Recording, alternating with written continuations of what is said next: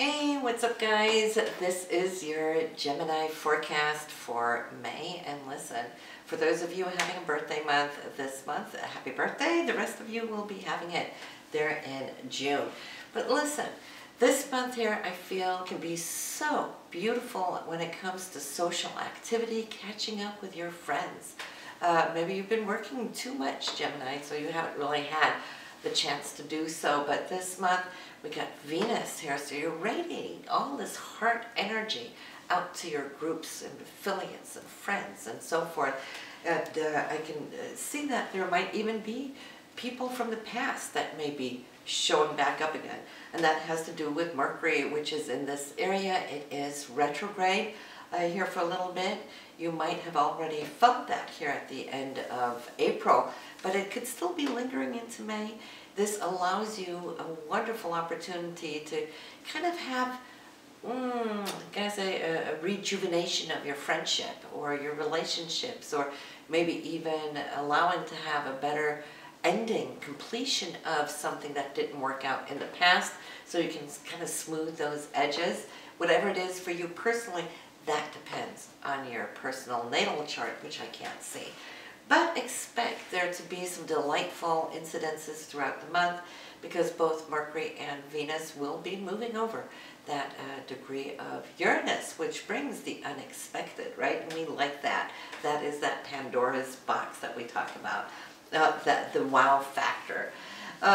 Venus ruling love and romance here, I see how you could definitely feel that there is a longing, a yearning to really reach new heights, maybe even in a very experimental way. Too, some of you might find a new partner on the web. Maybe you're one of those that thought you'd never go there, right? But you might surprise yourself that this could be a new opportunity, a new way for looking for a new relationship if you're single. And that is because Venus is in that 11th house, ruled by Aquarius, which again is ruled by Uranus, right? And so that's more online, all right? So social media is a big thing for you this month.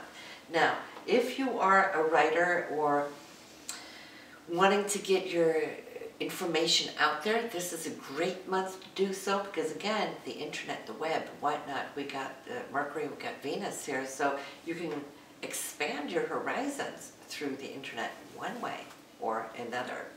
Let's talk about Mars, since we're so into Venus and love and romance here. Where is Mars this month, right?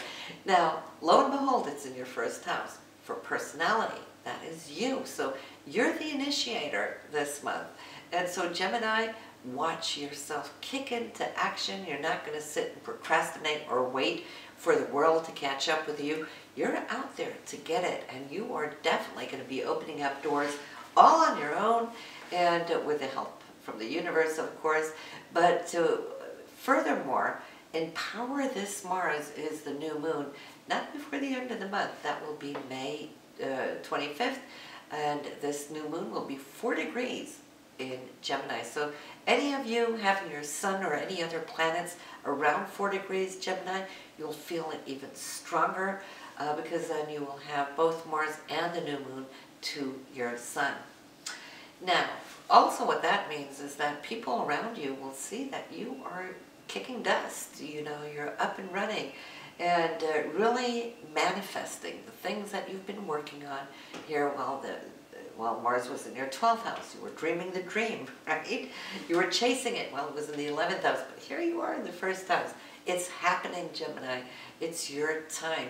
It's been 2 years since you had this kind of wave lifting you and pushing you forward. So I think you're absolutely going to be loving it.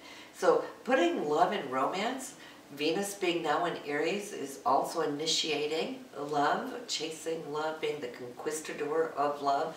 You having Mars in your first house. Hey, listen, you are definitely going to be the one who's going to be knocking on doors, right, and opening up. So you're not going to be shy. If you normally are, you won't be this month, trust me. Also, what I'm seeing is that you might take new directions as far as paths, roads. It's like I can see how you're starting to think this is your time to change things up in a big way. And especially when we get to the end of the month, or more so, I'd like to say, next month you will see how this is going to be affecting your financial situation. More on that when we get into June. But there on the 25th with this new moon, what do you want to do? Where do you want to place your intentions? Because remember, new moons are always, always, always new beginnings. So you will be very conscious on where you're heading. Since it is the 25th, we're very close to the end of that month.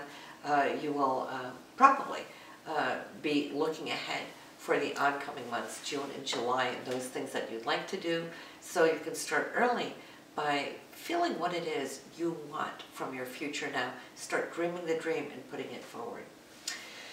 We have Saturn still retrograding in your 7th house for relationships. Many of you, depending on your birth chart, right, are going through a filtering process. That's the only way I can say it. It's a filtering process. What is good is really still good and growing in the right direction. What isn't working, I feel, is those things that you've been putting up with.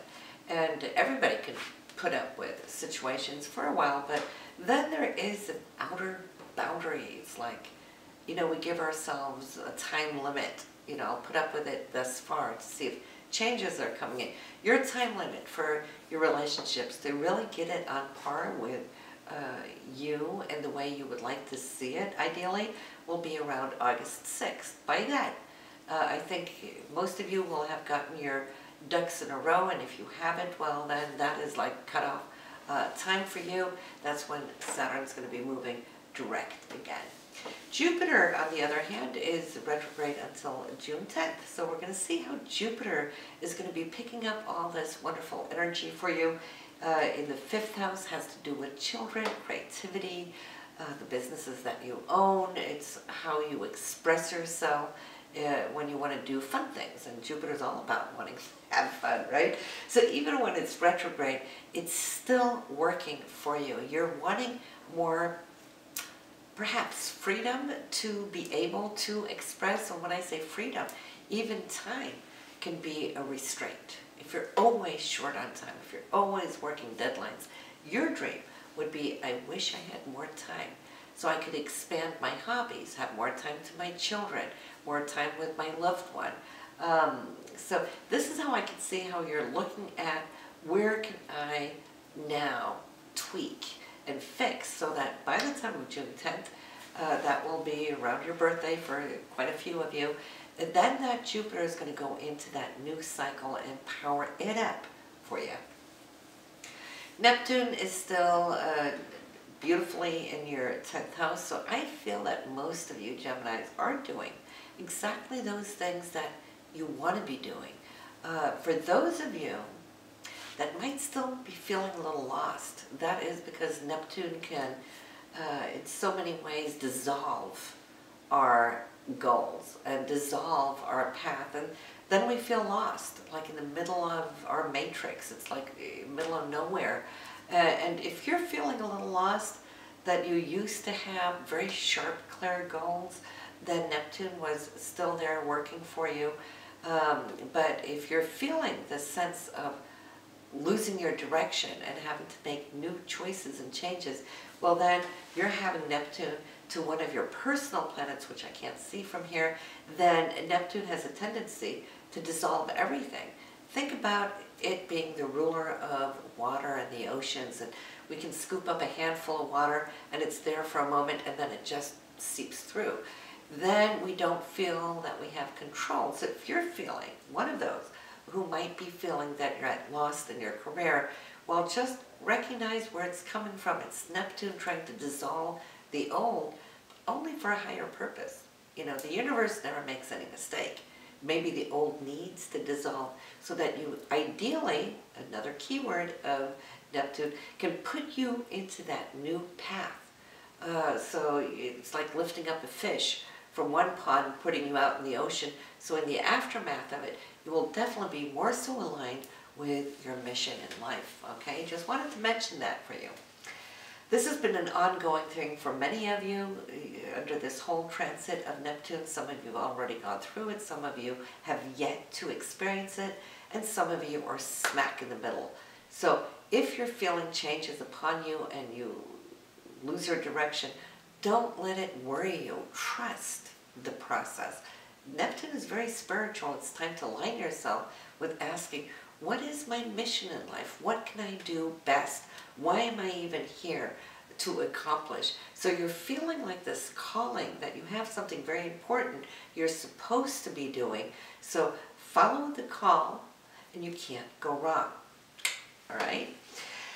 Now, besides this, we have the full moon too. This is going to be May 10th, and for you, that's the 6th house. So pay attention to your health-related matters. On the 10th, this is the stage where everything's going to light up for you, but it also has to do with organizing your life, getting your ducks in a row, so that you can work more efficiently in the future. So if you've been working on doing that, you will see the results of it here at May 10th, and probably so be very happy with it as well. The sun, of course, right now is in your 12th house, and that has to do with dream state. It's your subconsciousness. It is your higher consciousness. It's our spiritual self. It's not really out there playing in the fields of life. You're feeling like you want to have a little me time where you can pull back so you can think and resolve. So if you're feeling that, because normally you Geminis are extremely social, very outgoing, right? You might just feel like you want to get away and hide a little bit. And that's okay. That's just the sun that's recharging your energies right now. It's kind of closing off on a full year run since the sun was here the last time. It's preparing itself for a new annual cycle when the sun gets into your first house after your birthday. So just know where that's coming from. You might just need to step aside, take a nap, do that. Power naps are incredibly powerful. When we start out this month, we have vision. This is on May 4th. Pay attention to the vision. It can come in form of daydreaming or a nocturnal dream, but the inspiration is incredible. If you are loving to write, you might download a full inspirational story in your mind. If you're a painter, you might just see the finished project even before you start. That kind of thing, right? On the 9th, we have the sun and Pluto, the sun being you, Pluto being your place of not just empowerment, but transformation. This should be a good day to get your insurances all lined up, or to have conversations about commissions and royalties. You might be able to land a great deal on this day, so good luck with that. This follows you into the 10th, where contracts can follow whatever discussions there on the 9th. Mercury and Uranus, they're going to be conjunct, so that could be quite exciting, maybe even to the point there could be an unexpected little gift for you in this contract. On the 11th, there might be a small disappointment, miscommunication, or a delay of some sort, but you know what? It happens here, and then it's going to fall back into place shortly thereafter, like within the same day. I feel whatever that slip might be, that's Mars and Neptune in a square. So yes, things can slip, things can delay, but Mercury and Saturn will make sure that you get that back together. A little bit later, maybe a few hours later, where communication is going to solidify for you. So whatever is taking place, if you're stood up, don't take it personally. It's circumstantially. On the 12th, Mars and Jupiter, they are in a beautiful triangle. This is your drive, your goals, your ambitions, your work, passion too. Mars is always about where our passionate energies go. It's pointing here towards Jupiter, and Jupiter is saying, yahoo!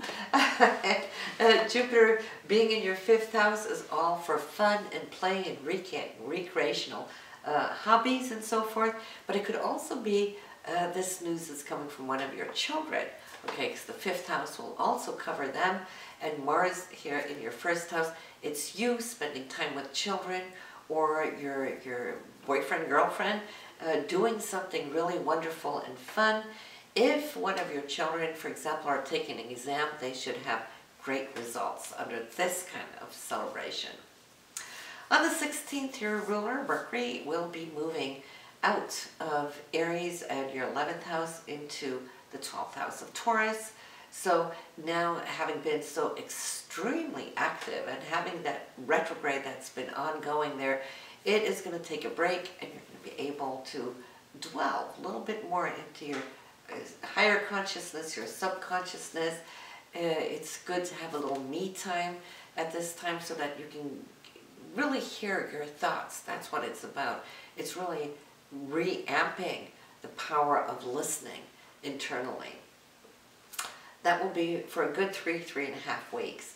On the 19th, great news coming in. Saturn and Uranus, they are beautifully triangled, meaning that Saturn, who always looks out for you, it's the taskmaster, right, is being supportive of the changes that you've been trying to do as far as your long-term goals, your dreams. Uranus may be opening up something where Saturn is saying, I support that. I'm going to be totally behind it.